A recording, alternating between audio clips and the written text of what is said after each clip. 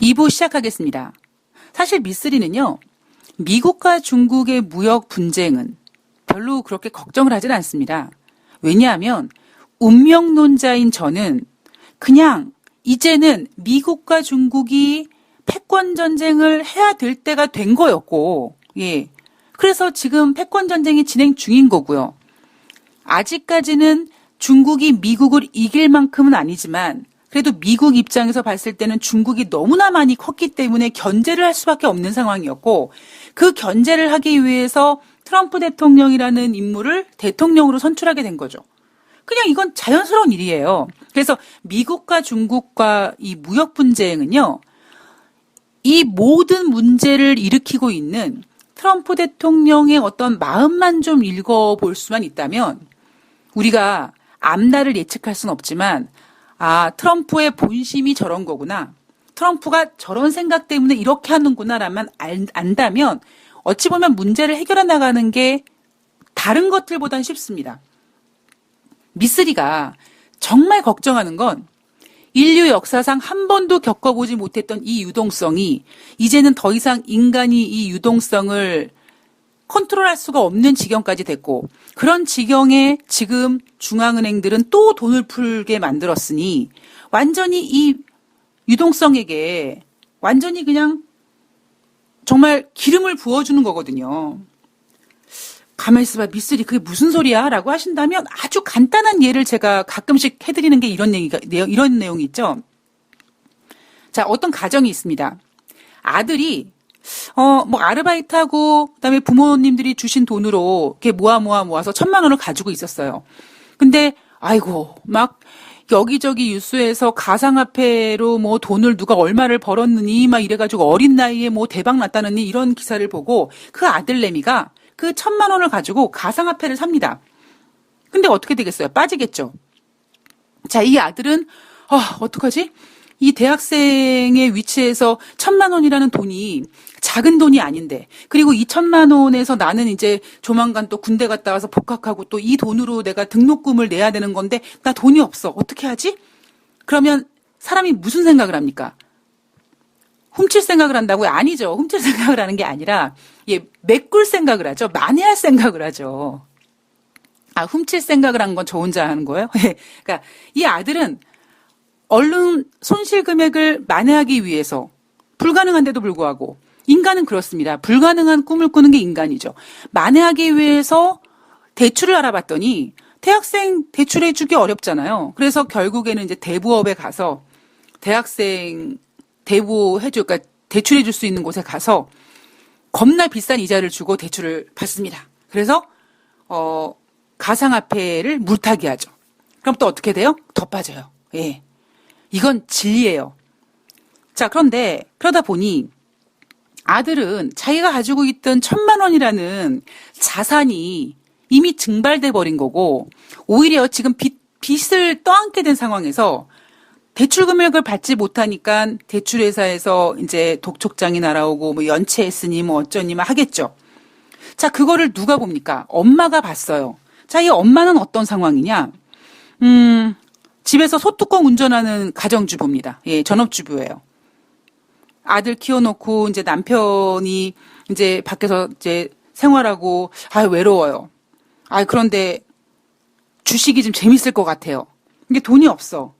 그러니까 처음에는 생활비 이렇게 조금씩 뜯어가지고 뭐 100만 원, 200만 원을 했다가 이게 점점 커지죠. 그래서 아파트 이제 당첨돼서 중도금 내고 이제 그 목돈을 알기 때문에 그 와이프가 이제 엄마가 남편 몰래 요 중도금을 내가 일단 주식에 투자해서 돈을 벌면 남편이 나를 대단하겠다고 생각하겠지.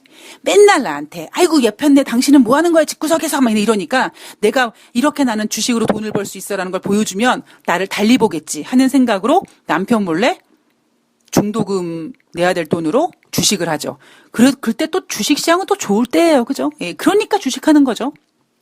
자, 그런데 어떻게 되겠습니까? 당연히 손실 보죠. 그럼 엄마는 또 무슨 생각해요? 만회할 생각을 해요. 빨리 만회를 해야 돼요. 안 그러면 남편한테 죽어요.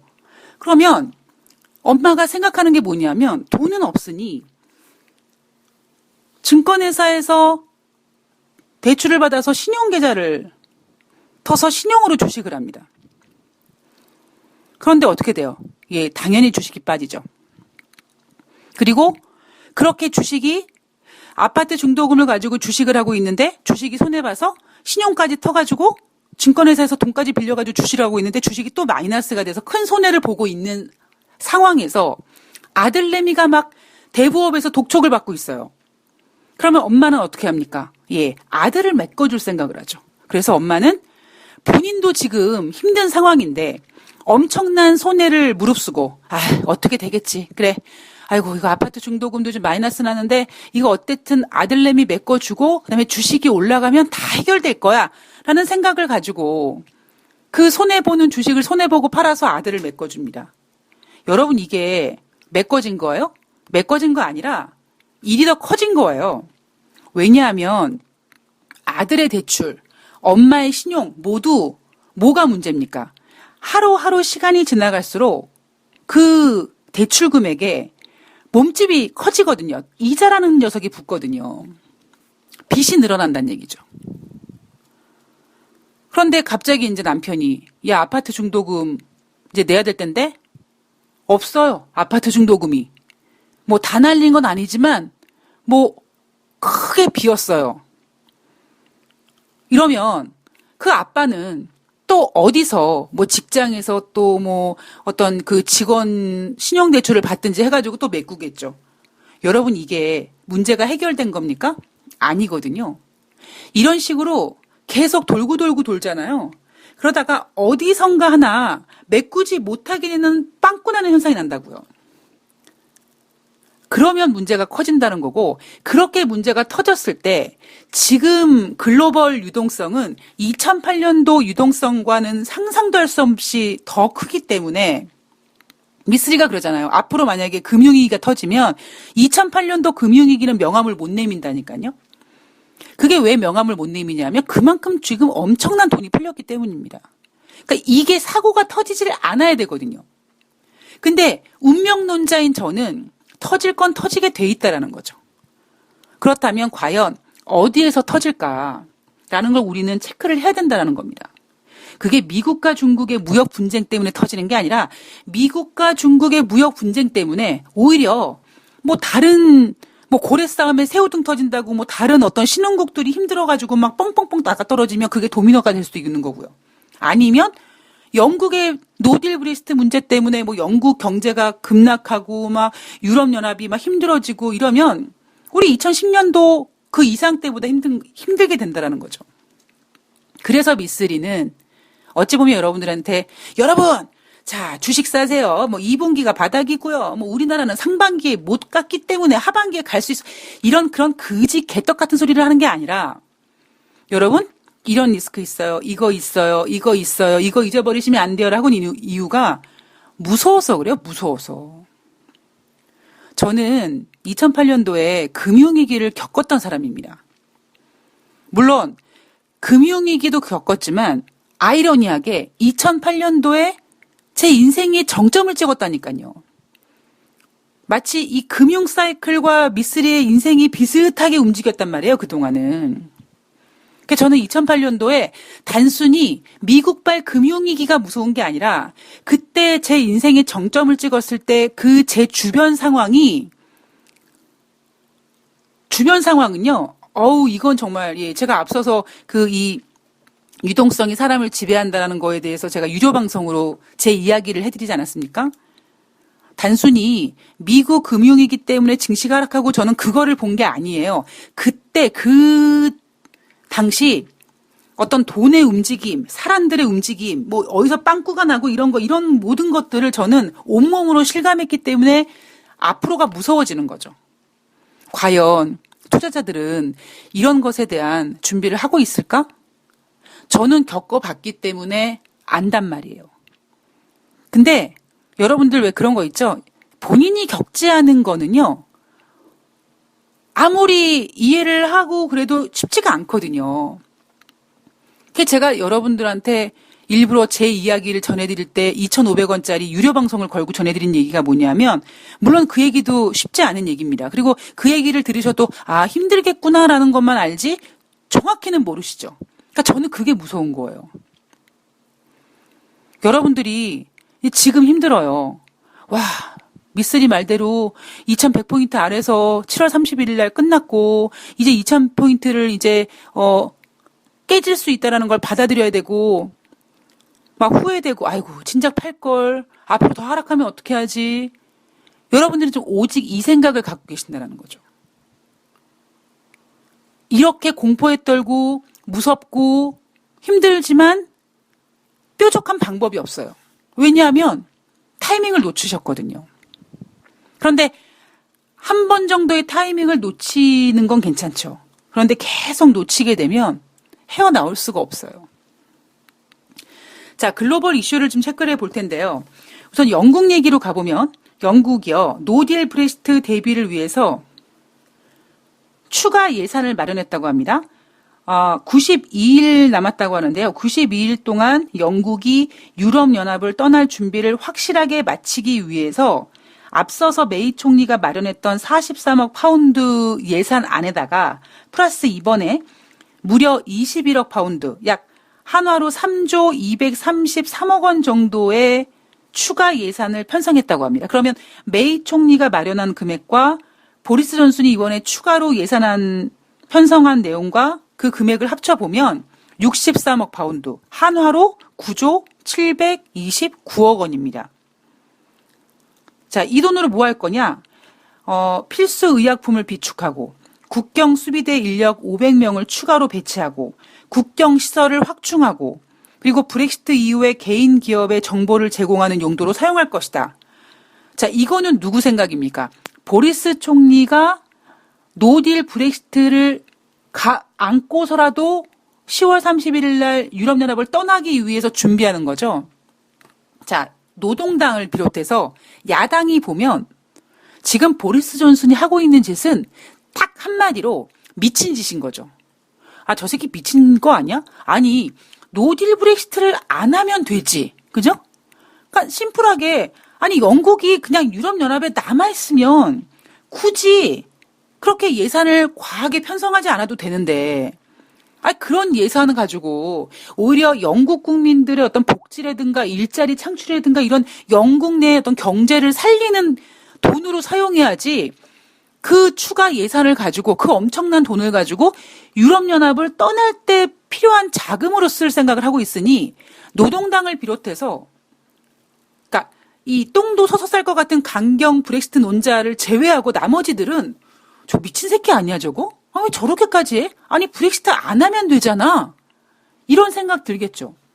근데 제가 이 보리스 존슨도 마찬가지고 그다음에 아베 총리도 마찬가지고요. 그리고 말수가 별로 없어서 아직까지 제가 패를 잘 못 읽겠는 시진핑도 마찬가지고, 예, 트럼프도 물론 마찬가지고요. 보면 뭐라 그럴까요? 무슨 에르도안 대통령도 마찬가지죠. 예, 다들 무슨 히틀러 뭐 이런 사람들 같아요. 뭐 독재 그리고 자기가 하고 싶은 대로 해야 되고 전혀 융통성 없고 그다음에 상황 판단 제대로 못하고 그냥 어찌 보면 정말 독고다이식으로 그냥 막 지 정말 꼴리는 대로 그냥 가는 이런 스타일의 지금 그 수장들이 각국에 배치되어 있다 보니까 앞으로의 상황이 더 어려워지는 거죠. 자, 노동당에서는 보리스 저 미친 새끼 저거, 야, 우리 야당은 영국 국민을 위해서 노딜 브렉시트는 무슨 수를 써서라도 막을 거야 라고 얘기했고요. 그리고 영국 정부의 싱크탱크도 준비된 노딜이라는 건 없다. 강경 브렉시트 논자들이 말하는 유럽연합과의 깨끗한 결별은 실현되지 않을 것이다 라고 했습니다. 자, 지금 현재 영국의 브렉시트 수석 보좌관은 벨기에 브뤼셀에서 유럽연합과 재협상 여부 요거 자 협상합시다 요거 간보러 갔습니다. 지금 현재. 자, 영국의 7월달 제조 PMI 지표 얼마 나왔을까요? 50 이하인 48 나왔습니다. 영국이 노딜 브렉시트를 해서가 문제가 아니라, 예. 영국이 10월 31일 날 노딜 브렉시트를 한 다음에 힘든 게 걱정되는 게 아니라, 영국이 저 똥도 서서 쌀 것 같은 저 보리스 존슨이 저 곤조로 노딜 브렉시트를 밀어붙이면서 저 보리스 총리가 밀어붙이는 상황이 걱정되고 우려돼서 주변에서 보여지는 이러한 것들, 뭐 영국 국민들이 사재기를 한다든가 영국 런던 내 부동산이 침체된다든가 이렇게 영국의 7월달 제조업 PMI가 48이 나온다든가 영국의 유명한 셰프가 운영하는 체인점이 뭐 다 파산한다든가 영국의 잘 나가는 스타펀드 매니저가 운영했던 자금이 3분의 1 토막으로 박살냈다든가 이런 얘기들이 사실 이런 어떤 문제점들, 사전의 문제점들이 금융시장에서 보여주고 있는 이러한 리스크가 더 무서운 거죠. 여러분 지금 파운드화 가치는요, 예, 끝을 모르고 추락하고 있습니다. 파운드화 가치가 추락하니까 영국의 증시가 상승하는 정말 웃지 못하는 상황이 벌어지기도 하는데요. 영국 증시가 상승한다는 거를 보면 안 되고요. 영국의 파운드화 가치가 하락하는 거고 왜 하락하는 건지를 우리가 판단을 해야지만 리스크를 체크할 수가 있습니다. 자, 유럽으로 넘어가면은요. 자, 지금 현재 유럽의 관심은 뭐냐면 저 영국 저 새끼들 저거 미친 거 아니야? 노딜 브렉시트 하겠다고 하네? 이것도 있지만 야, 있지. 라가르드 총재가 이제 조만간 22 총재로 가는데 IMF 새로운 총재는 말이지 비유럽 출신에서는 나오지 않도록 즉 유럽 내에서 나올 수 있도록 우리가 힘을 모아야 돼. 이거에 지금 관심 갖고 있습니다. 자, 지금 이 IMF 총재 선출에 있어서는 누가 지금 진행을 맡고 있다고 했죠? 프랑스가 맡고 있다고 했죠? 프랑스가 주도하는 이유는 그동안은 역대 11명의 IMF 총재 중에 모두 유럽 출신이고요. 그중에 5번이 프랑스에서 나왔습니다. 자, 유럽 국가들이요. IMF 총재 선출에서 유럽 단일 후보 내기로 합의를 했었죠.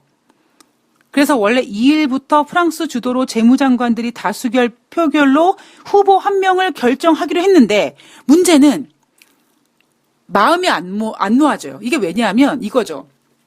얘네 유럽 국가들이 마음이 통하는 건 한 가지가 뭐냐면 절대로 IMF 총재는 말이지 비유럽권에서 나오게 하면 안 돼. 여기에는 이제 의견이 통합이 됐는데 그러면 유럽연합 내에서 지금 후보로 지금 지정되어 있는 그 후보들 중에서도 다 각자 머릿속에 셈법이 다른 거예요. 뭐 예를 들면 남유럽 국가들은 북유럽 국가들, 뭐 네덜란드라든가 핀란드 출신들은 반대하는 거죠. 왜냐하면 네덜란드나 핀란드 출신들은 긴축 재정을 선호하는 경향을 가지고 있다 보니 이탈리아라든가 그리스 입장에서 봤을 때는 저것들 IMF 총재 되면은 저거 우리나라 막 뭐라고 할 텐데 재정 적자 줄여 막 이럴 텐데 나 쟤네들은 안 될 것 같아. 이러면서 비유럽 국가에서 IMF 총재가 나오면 안 된다라는 거는 공감했지만 지금 5명의 후보를 두고는 각자 셈법이 다릅니다. 그래서 의견을 모으지 못하고 있다고 해요. 그리고 재미있는 사실. 영국 같은 경우에는 10월 31일 날 어떻게 해서든지 브렉시트가 된다라고는 하지만 어쨌든지 간에 브렉시트가 아직까지는 안 되고 있는 상황이죠. 그래서 영국에서는요. 영란은행 총재를 후보로 거론했습니다. 되게 뻔뻔스럽죠. 어찌 보면. 야, 니네 31일 날 나간다며? 근데 아직까지 물론 안 나갔으니까 우리 영란은행 총재 추천 이렇게 했습니다. 그런데 지난번에 그 G7 재무장관 회의에서 그 6명의 후보 중에서 영란은행 후보가 빠졌죠. 예, 빠진 이유가 뭡니까? 영국 총선에서 보리스 총리가 됐으니 저것들이 유럽연합을 탈퇴할 거야. 그러니까 영란은행을 제껴버리자. 이랬거든요. 보세요, 여러분. 지금 유럽이라는 그 국가들끼리 모여 있는데도 불구하고 지네들끼리 으쌰으쌰 하자고 하면서도 불구하고 이렇게까지 내용이 나뉘어집니다. 지금 스페인 재무장관, 포르투갈 재무장관, 네덜란드 재무장관, 핀란드 중앙은행 총재, 불가리아 출신 세계은행 CEO가 유럽연합에서 밀고 있는 후보들 5명이고요. 영국은 영란은행 총재를 추천했고요. 자, 2일부터 다수결 표결 방식으로 1명으로 좁힐 예정이라고 합니다. 자, 지금 비유럽 출신으로 IMF 총재 후보로 거론되고 있는 사람들은 국제결제은행, 여러분들 BIS로 아마 알고 계실 텐데 국제결제은행의 사무총장이 지금 후보로 거론되고요. 이 사람은 멕시코 출신입니다. 그리고 남아프리카 공화국 중앙은행 총재도 비유럽 출신으로 지금 IMF 총재 후보로 거론되고 있습니다. 자, 유럽연합은요.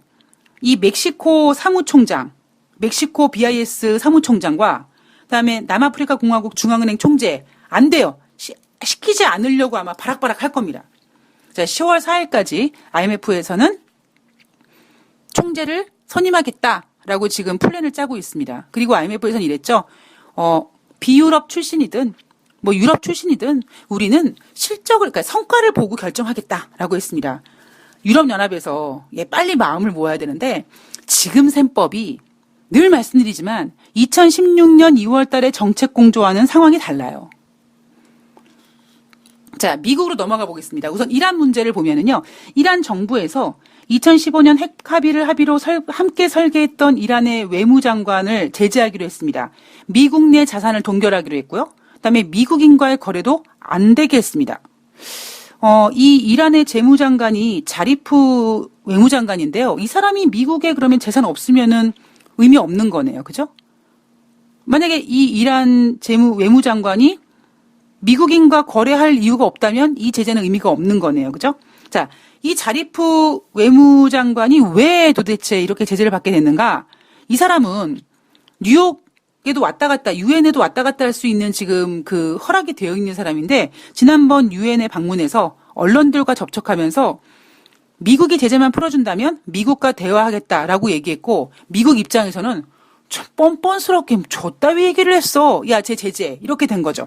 그리고 이날 미국은 이란 외무장관은 제재하는 것처럼 하면서도 또 한편으로는 이란 핵시설 관련된 제재를 90일 동안 유예해주기로 했습니다. 자, 그리고 중국으로 넘어가면요. 트럼프 대통령이 중국 제품에 대해서 3천억 달러에 대해서 10% 관세 부과 결정했고요. 자, 중국 상무부 대변인 이야기를 들어보면 이 얘기는 전일 얘기입니다. 이제 미국이 중국산 제품에 관세를 부과했기 때문에 우리나라 시간으로 8월 2일 날 이제 오전 중에 과연 중국이 어떤 반응을 보일지 우리가 또 체크를 해봐야겠죠. 그런데 지금 중국 상무부 대변인 발언은 어제 미국과 중국의 무역협상이 노딜로 끝난 다음에 나온 얘기입니다. 자, 이번 상하이 협상에서 양측의 견해는 두 가지로 나뉘었는데 하나는 과거에 대한 반성이었다. 지난번에 협상이 왜 결렬되었는지 그리고 경제와 무역 사안에 대해서 양측의 명확한 견해를 확인하는 자리였고 두 번째는 자 그렇다면 미국과 중국의 향후 협상 원칙과 어떻게 협상을 할지에 대한 방법론에 대해서 구체적인 일정을 정하는 것이었다. 이 두 가지가 바로 양측에서 나눈 얘기인데 결론이 뭡니까? 우리가 노딜이라고 했던 얘기는 뭐냐면 결국 두 나라 의견 차이를 좁히지 못했다라는 거죠. 자, 그래서 중국은 어쨌든지 간에 미국과 대화를 해봤는데 견해를 못 좁힌 것 같아라고 상무부 대변인이 얘기했고요. 그리고 이제 트럼프 대통령은 이제 미국 시간으로 8월 1일 날 관세를 부과하게 된 겁니다. 오늘 과연 중국이 이제 어떻게 대응할지를 봐야겠죠. 자, 금리 인하로 넘어가면은요. 금리 인하 지금 제롬 파월 연준 의장이 7월 31일 날 금리를 25bp 인하하고 마치 언뜻 들으면 야 이거 예방적 금리 인하거든. 추가로 금리 인하 없어. 이렇게 약간 매파적인 발언을 했다. 제롬 파월 연준 의장이 매파적인 어쩌고 하면 트럼프 대통령은 뭐예요? 시장을 무너뜨리려고 하고 있어요. 왜? 어떻게 뭘 위해서? 제롬 파월 연준 의장을 뼛속까지 비둘기로 만들기 위해서 다시는 정말 목에 칼이 들어와도 매파라는 얘기가 나오지 않을 정도로 만들기 위해서 이상하리만큼 어떤 패턴이 보여지는 그 패턴이 뭐냐면 바로 제롬 파월 연준 의장이 매파적인 발언을 했다라는 얘기만 나오면 트럼프 대통령은 증시를 박살냅니다. 이게 여러분 우리가 원투데이 겪은 게 아니에요. 돈다방 미스터리에서 이거를 트럼프 대통령의 빅피처라고 얘기하면서 여러 번 언급드리지 않았습니까? 제가 미친 거 아닌 이상의 뜬금없는 소리를 하겠어요? 아니거든요. 다 기승전결 스토리를 짜 맞춰봤더니 이 패턴이 보인다라는 거죠. IMF에서 세계 경제 성장률을 하향 조정하면 국제 유가가 하락했다는 것처럼 제롬 파월 연준 의장이 똥도 서서 쌀 것 같은 꼿꼿함을 보이면 트럼프 대통령은 증시를 하락시킵니다. 왜? 트럼프 대통령은 자신 있거든요. 금리 인하하면 어차피 증시 좋아질 거니까. 자, 이번에 어쨌든 매파적인 의견을 내놓은 제롬 파월 연준 의장의 금리 인하 카드를 보고 IB 투자은행들은 이렇게 생각을 합니다. 골드만삭스에서 그리고 모건 스탠리에서 연준이 연내 한 번 더 금리를 더 내린 다음에 다시는 금리를 인하하지 않을 것이다. 이 가능성 80%. 멸치 똥 씻는 소리고요. 예. 대신에 골드만삭스는 9월 달에 25bp 인하할 가능성을 55%로 좀 높게 잡고 있고요. 모건 스탠리는 10월 달에 금리 인하를 예상하고 있습니다. 골드만삭스는 9월 달에 금리 인하 25bp, 모건 스탠은 10월 달에 25bp 금리 인하 예상하고 있고요. 뱅크 오브 아메리카는 50bp를 인하할 가능성을 제시했는데 한꺼번에 50bp가 아니라 9월 달에 25bp, 10월 달에 25bp. 자, 참고로 뱅크 오브 아메리카는요. 지난번 내년도 1월 28일부터 29일까지 진행되는 1월 달 연준 회의까지 포함해서 6번의 그 금리 결정 회의에서 3번을 인하한다고 예상했던 은행이었습니다. 뱅크 오브 아메리카가 가장 비둘기스러운 지금 그 전망을 제시했습니다. 이게 9월 달과 10월 달과 연달아서 25bp씩 인하한다. 이거 굉장히 무리수거든요. 어찌 보면. 이게 무리수가 될지 아니면 미국이 그렇게밖에 할 수 없는 상황이 될지는 모르겠습니다만 이론적으로는 사실 상당히 무리가 있는 내용이긴 해요. JP 모건은요. 9월 달 25bp 인하 가능성 제시했고 웰스파고도 10월 달 25bp 인하 가능성. 그러나 크레디트 스위스나 UBS 같은 경우에는 앞으로 연준은 금리를 동결할 것 같다라고 생각하고 있는 크레디트 스위스 그리고 UBS는 25bp 금리를 인하할 수는 있는데 가능성이 높지는 않아라고 보고 있습니다. 자, 트럼프 대통령은 이날 뭐라고 했느냐? 언제나와 같이 8월이 아니죠. 파월은 예, 지금 8월이고요. 예, 제롬 파월은 우리에게 실망감을 안겨준다라고 했습니다.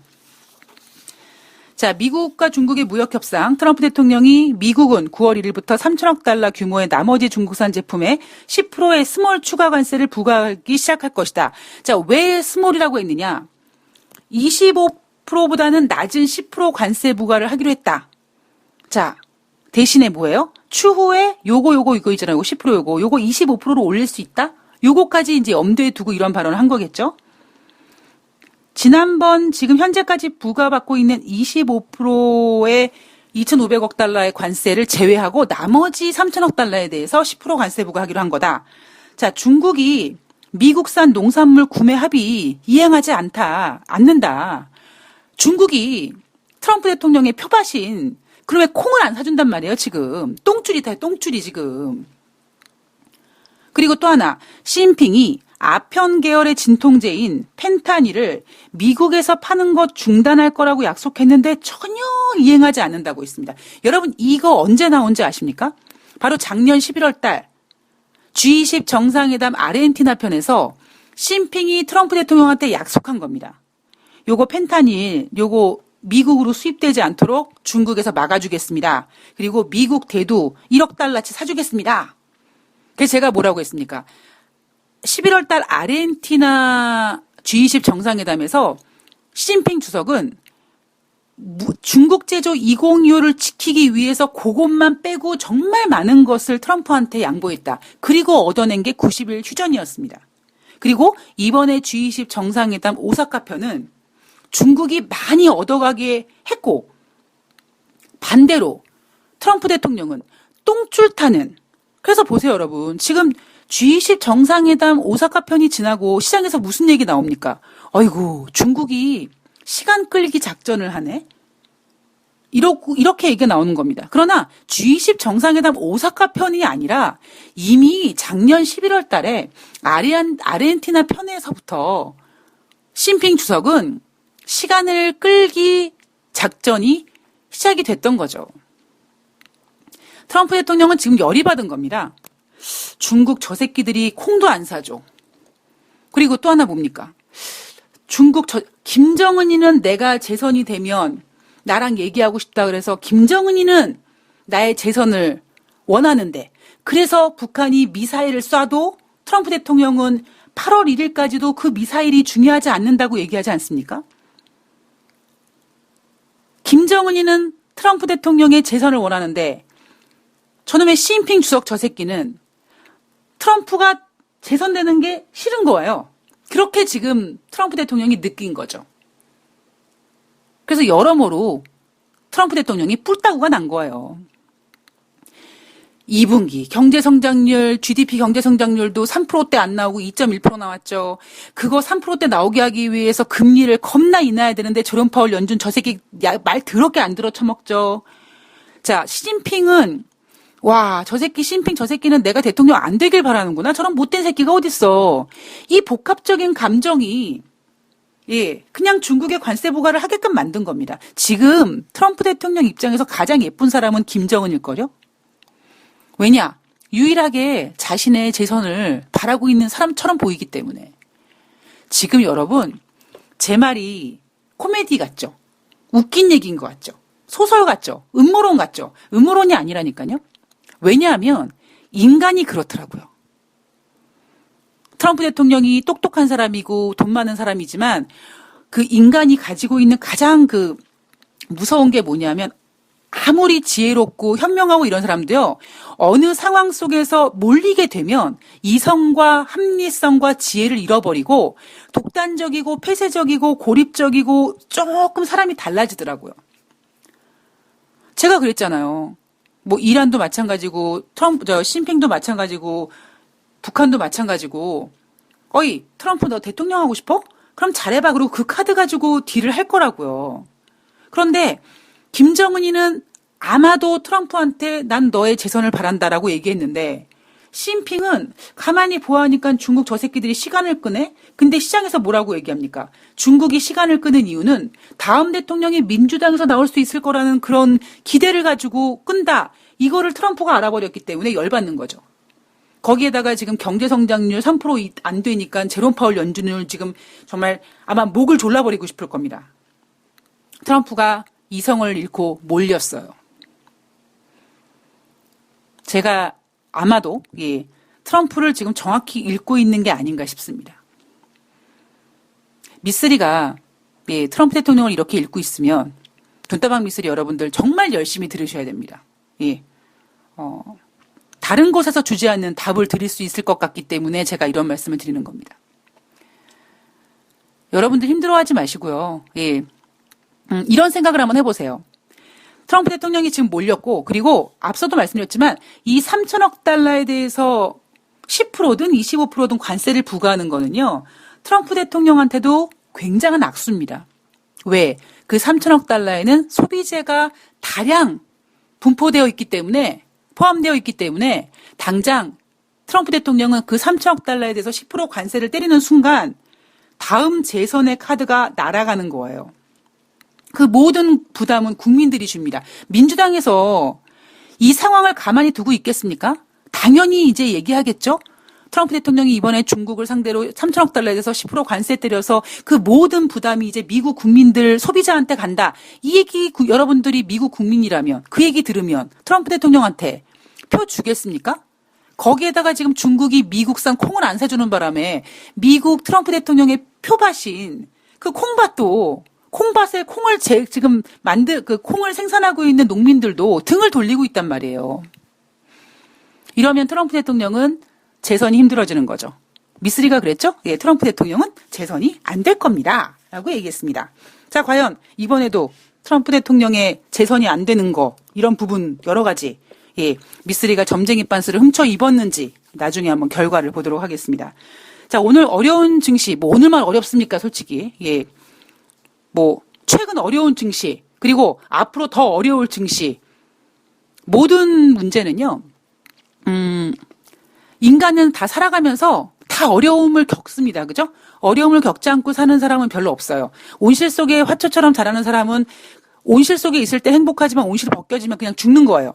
것처럼 지금 여러분이 겪는 이런 증시에서의 경제에서의 어려움은 여러분들이 오늘 내일 살고 돌아가실 거 아니잖아요. 그죠? 앞으로 10년, 20년, 30년 쭉 경제는 계속 이어지고 여러분들의 역사는 계속 쓰여질 거기 때문에 지금 진행되고 있는 위기를 지혜로, 합리적으로, 이성적으로 잘 이겨내시고 단순히 이겨내시면서 그냥 좋을 거야, 버틸 거야 이런 게 아니라 이런 상황은 이렇구나 다 생각을 하시면서 지혜를 만드시고 경험 데이터를 쌓으셔서 나중에 더 좋은 비료가 될 수 있도록 잘 이겨내시길 바랍니다. 그리고 여러분들께서 잘 이겨내실 수 있도록 미쓰리가 옆에서 잘 도와드릴 수 있도록 준비하겠습니다.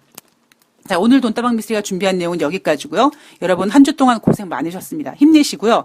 사실 오늘 중국의 민생 투자 그룹이 디폴트 될 가능성도 있었는데 제가 이 얘기는 그렇게 크게 의미를 있게 다루진 않겠습니다. 이 얘기는 제가 앞서서 가상화폐, 주식하는 엄마 이런 비유를 해드렸으니까 그 내용의 일환이라고 보시면 되고요. 자, 저는 8월 3일 금요일날 뉴욕 주식시장 그리고 중국에서 과연 어떻게 대응했는지 그 대응하는 생각은 무엇인지 꼼꼼히 체크해서 가지고 오도록 하겠습니다. 여러분 힘내시고요.